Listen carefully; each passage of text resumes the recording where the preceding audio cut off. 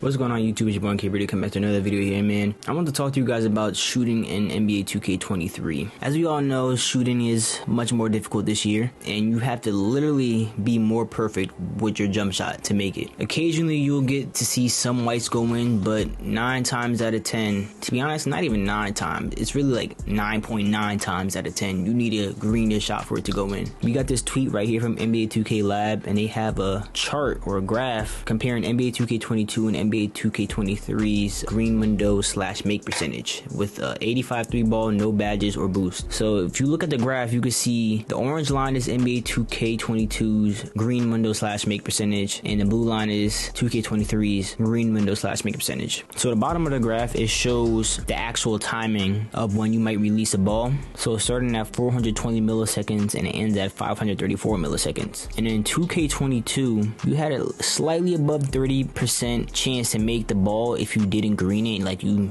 and release it at the 420 millisecond mark, and you had about the same percentage if you released it at the 534 millisecond mark. But now in 2K23, you have a 0% chance to make it in the beginning at the 420 millisecond mark and at the 534 millisecond mark. And if you look at the graph, really your highest percent of making a green is at the 472 millisecond mark and the 488 millisecond mark, and you get probably around a 93% make percentage if you green it, or if you get in the green window. Because as you know, if you release your shot in the green window, you could still miss it. There are a lot of whites in 2K when you're in the green window. The green window is way smaller this year too. If you see the dashed lines, I'm pretty sure that's a 2K22's green window. And this is what I was talking about, making 2K more competitive, that by them doing this, you're getting rid of a big percentage of people who might want to play 2K. A lot of people who don't want to have to be perfect just to make a jump shot. Now, I wouldn't have a problem with this if there was like a ranked game mode. If you want to make a ranked game mode for 2K and change the sliders, then do that. Then this will be fine. But there are a lot of casuals that play 2K, and a lot of people always don't have time to grind out their player or perfect their jump shot. And if I come on to play 2K and I can't make my jump shot, what makes you think I'm going to want to come back and play 2K? I think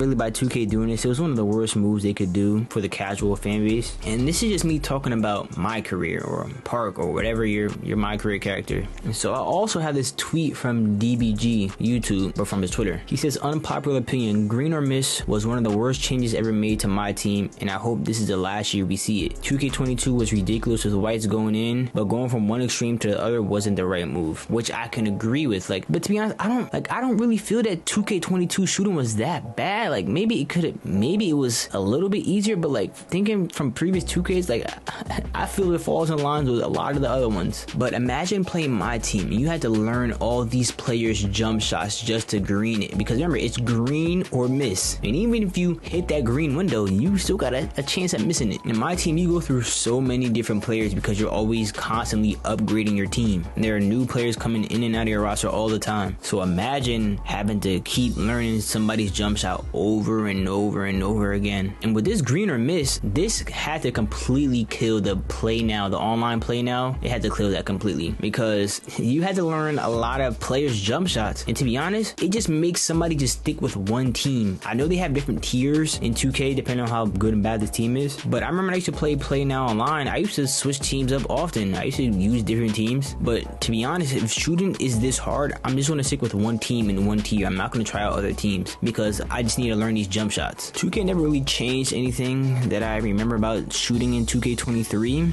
I think they kept it really the same the whole time. They made players learn their jump shots. There's not really a lot of people complaining now, but I'm telling you, just because people aren't complaining now don't mean they don't think it, bro. You know, you play online a lot in, let's say, like the Park. Someone's always talking about, damn, bro, my jump shot, this and that. And to be honest, like, I still had to keep practicing with my jump shot just to remember it. Like, damn, like something feels different. Like, I've been through a lot of jump shots. I've been stuck on one for now, but I always still got to practice because I'm like, damn, bro, like, you never know. Now that there's like different shot timings and stuff like that, and there's a lot of stuff that goes into the shot this year, like there's shot speed and then like their shot timing, it's all this other stuff. They made shooting very difficult, man. But let me know how you guys feel about it. Do you think it's too easy, too hard? To be honest, I think 2K24 needs to make some changes to jump shooting, dial it back a little bit. I'm telling you guys right now, you want the casual fan base to come back and play 2K, because I'm pretty sure you're all playing with tryhards right now. But if you haven't already, make sure you comment, like, subscribe. Catch me on Instagram, Twitter. I'll be on there also. Check out me and my friends' podcast, the D&D Podcast. Link is in the description. But until next time, it's boy NK Rudy, signing off. Back up if a nigga act up, then he getting clapped up, y'all.